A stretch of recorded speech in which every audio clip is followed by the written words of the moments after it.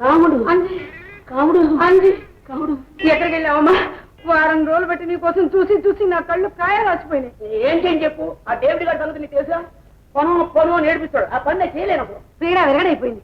వెంటనే వచ్చి మన హోటల్ నడుపు. మనకి బండ్లు నడపడం తప్ప హోటల్ నడపడం రాదే. అందుకే ఏదైనా కారు కొనుక్కుని అద్దెకి తీసుకుందాం అని 10,000 అడిగాను మా నాన్న. ఇచ్చాడా? మోస్తి 10,000. ఒకళ్ళు నీకు ఇచ్చేదేమిటి? నేను నీకు ఇస్తాను రా. నువ్విస్తావా కాముడు?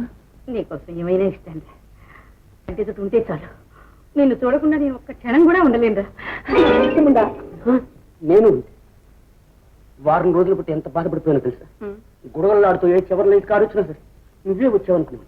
కుషన్ సిట్టి మీద కూర్చున్నా, స్టీరింగ్ తిప్పుతాను, నువ్వే జ్ఞాపకం వచ్చేదారు. నాకు అంతే.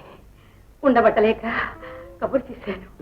రారా నా పిచ్చకన్నా, రారా నా రాణి రాదు, బోని రాదు. కూరగాయలు తెమ్మని పెద్ద మార్కెట్కి పంపించాను. అది వచ్చేటప్పటికి రాత్రి 10 గంటలు అవుతుంది. రారా రారా రారా నా పిచ్చకన్నా, రారా.